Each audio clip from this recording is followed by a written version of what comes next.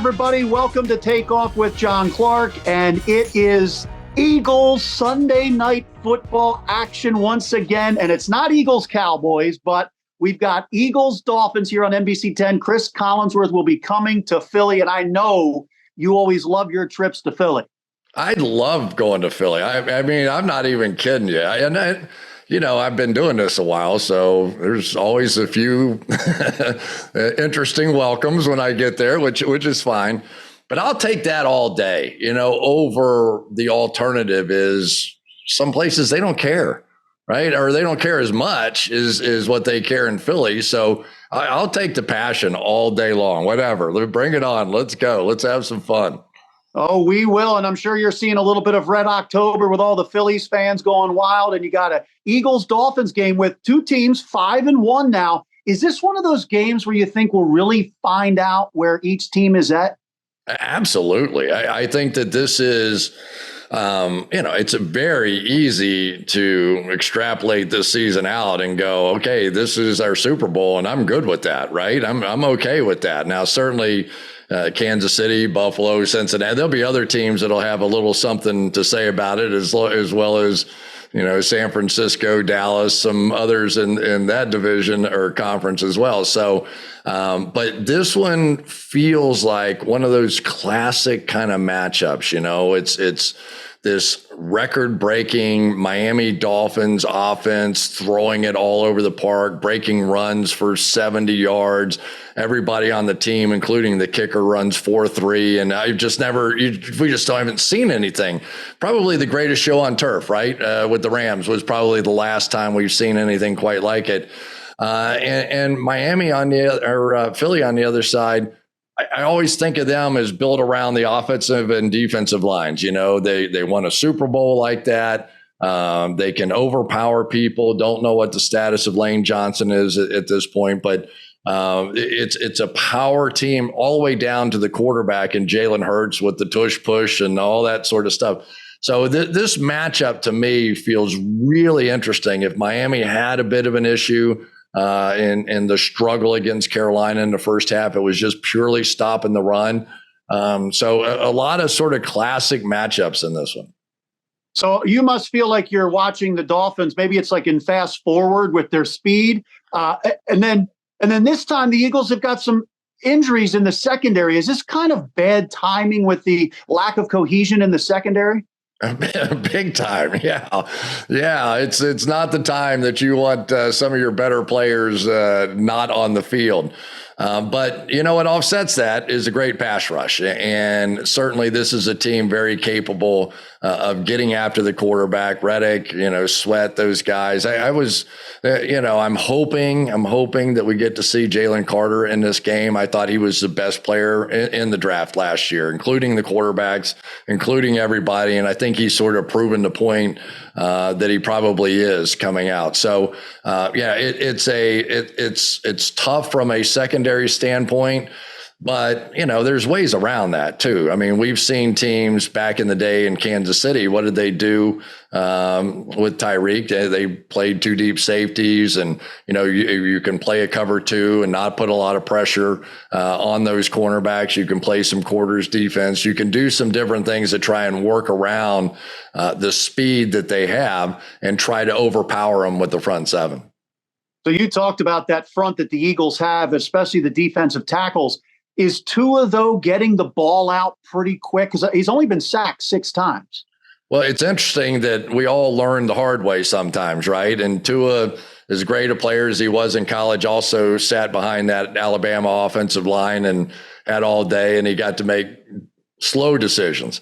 Now he's learning to play at a much faster pace, and it's exactly what Brock Purdy is doing with San Francisco. It's the same exact offense that based on your footwork, you're making throws to windows on the field. He's not seeing Tyreek Hill. He's not seeing Jalen Waddle and going, oh, here he comes, and he's about to make his break and let me throw it. No, there's a window of about 5 by 5 over there, and before Tyreek or Jalen gets anywhere close to that window, he's 1, 2, 3, he's hit that back foot and he's throwing the ball. Now they better be there. If they fall down, it's probably going right to the cornerback for an interception. But that's the kind of timing that this offense has. And right now, I think he's getting the ball out in about 2.3 plus seconds. And the over-under, if you will, in the NFL is about 2.5. So he's well on the underside of it. So the advantage that Miami has here is that they have the ability maybe to offset the great pass rush of the Eagles, because not necessarily because of their offensive line, but because the timing of this offense has been so dynamic. And when you look at the film, Mike McDaniel, with the amount of motion that he's using, maybe more than anybody at this point, can you kind of compare maybe when you look at the Eagles offense? They don't really have a lot of motion with Brian Johnson. Do you think they maybe need a little more of that? It is two extremes on offense, I think, and I'd go back and look it up, but I think Miami's number one in use of motion, and I think the Eagles are last. I may be wrong, but I'm close. It's close there. But there's advantages. I mean, Peyton Manning, he didn't want a bunch of motion. He wanted those wide receivers set because he wanted to see what the defense was going to do to him so that he could calculate his plan of attack. There's not one that's right and one that's wrong. It's just a matter of what works for you. But the one thing I will say about Miami's defense, or Miami's passing game with the motion, is that when you put Waddle or Hill in motion, and it's like giving Usain Bolt a running start in 100 meters, right? Nobody would have a chance. And one of the things that Tyreek Hill has done such an amazing job of is that he may be the most valuable player in the league just running clear routes. So he is so fast going down the middle of the field. You better, and especially if he's in motion and gets a running start, now you've got to haul your butt back out there and get 50, 60 yards deep, because they could go right over the top of you. And the amount of space that's created behind the linebackers and in front of the secondary now, instead of being this little 10-yard window, is now like a 25-yard window. And they beat you more on crossing routes and little quick seam routes because of that gap that's created either by Waddle or by Hill opening up that kind of space. Yeah, that really is the scary thing about Sunday night right here on NBC 10. And when you look at the Eagles offense, I really still can't believe, Chris, that Jalen Hurts threw that ball against the Jets with less than 2 minutes left. Do you sense at all that he's a little different this year? No, I think he's running a little bit less. You know, I think he's trying to make sure he gets through the season. I'm sure that was part of the message from the coaching staff and the ownership that, you know, okay, hey, we're going to give you the money, right? But we don't really care what happens in October. We care what happens over here in January, right? You know, the game you had in the Super Bowl, that unbelievable performance, but for the one ball slipped out of his hand and returned for a touchdown.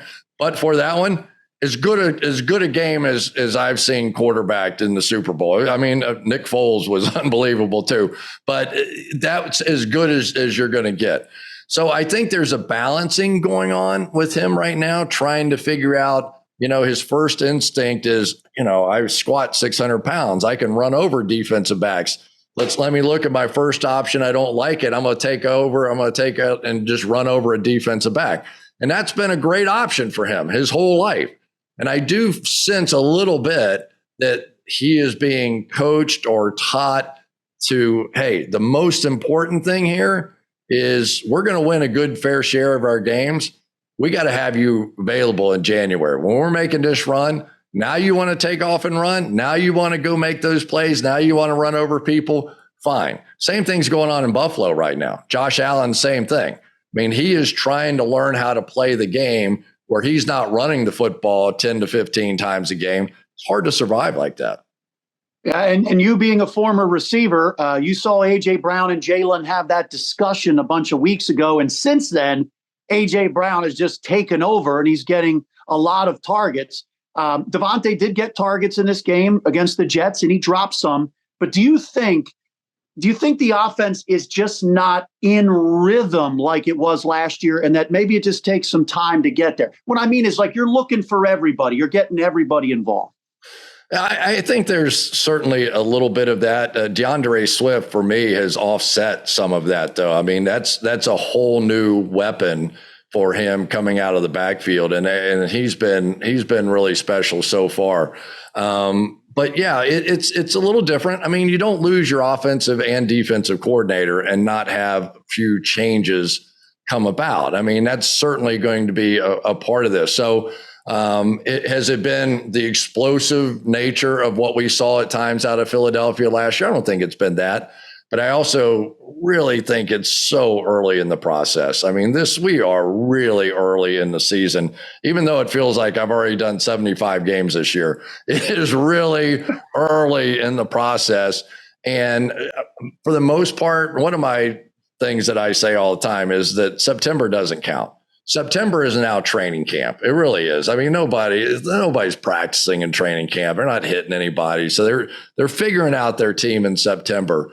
So if we're having the same discussion after Thanksgiving or in November, then we've got something to talk about. My guess is that it's all coming together from a coaches, players, debates on the sideline between receivers and quarterback. And hopefully this offensive line stays together, because when they're right, they're really, really something to watch. I really enjoy watching them. This Jordan Mailata, that story for me is borderline unbelievable, that he's come over as a 7th round pick and just a big guy, and there's no way this is going to work. And he's turned into one of the best left tackles in football. Yeah, and you watched the film. So when you saw that offensive line, when Lane Johnson goes down against the Jets, have you seen a defensive front like the Jets? Have you seen anybody do that to the Eagles' offensive line? They won the line of scrimmage, right? Let me tell you something. The Jets front 4, 7, 10, whatever. I mean, they play like 10 guys. They can play. When you get used to watching Lane Johnson week after week and Jordan Mailata on the other side, you go, oh my God, somebody hit the quarterback. Like, what is going on around here? Well, that's a normal human being now playing out there in Jack Driscoll. It's not one of the best players in football. I mean, they have 2 of the best players in football playing tackle for the Philadelphia Eagles. So yeah, now you adjust. You have to make changes when you lose a superstar player. If Miami lost Tyreek Hill, they'd have to make changes. They'd have to adjust. So are they going to have to help? Are they going to have to chip? Are they going to have to leave a tight end?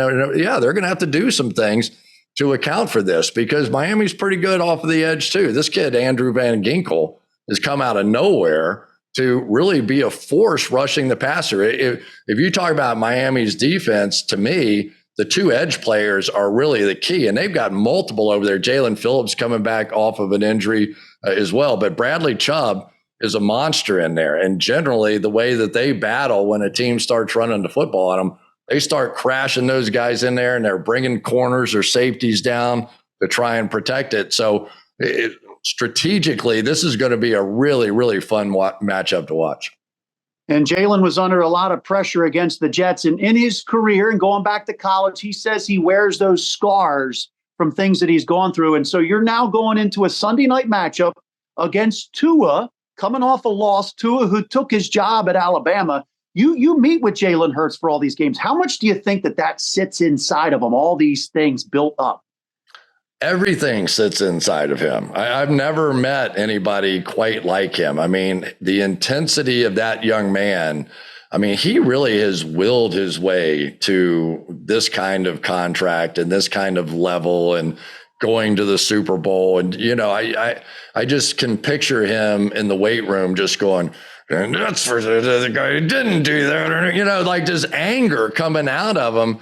But I think as far as a leader of a football team, to have that, because I was reading some of the quotes about Randall Cunningham and, hey, it's tough being in Philadelphia and being negative. But I mean, the opposite of that is when it gets going good, man, it's an avalanche. Just ask the Phillies. I mean, it's like an unfair advantage when they're playing in Philadelphia, right? It's nuts up there. So, and I think that you're getting a little bit of that, especially after last year with the Super Bowl run. And so that's the hard part to overcome for the Miami Dolphins. The Eagles have played in games like this lately. They really have. They've played in big Super Bowls, NFC championships. They've been there. For Miami, they're trying to prove that they can get there. They're trying to get that they can be that level and really competitive and win these kinds of games. They lost in Buffalo when they went up to Buffalo, right? And so now they need to go into Philadelphia. They need to not just beat Carolina and the New York Giants and teams that are struggling. They need to beat Buffalo. They need to beat Philadelphia. They need to do it in a crazy house that is Philadelphia. And so we're going to learn a lot about these two teams after Sunday night. I love it. We always do on Sunday Night Football. Welcome back to Philly, Cris Collinsworth. And by the way, I don't think the Phillies NLCS is going to go past 4 or 5, but if it goes to a Game 6, you can be guests of ours. You don't need the help, but you can be guests of ours for Game 6 Monday night and experience the Red October. Oh, there we go. There we go. Tirico will be all in. He'll buy a house in Philadelphia so he can stay and watch that game. That'd be good. That'd be awesome. All right, well, great. We look forward to seeing you again. Great job on the broadcast, and this is a big one, so thanks for your time. You got it, John. Good talking to you. I'm so flagrant.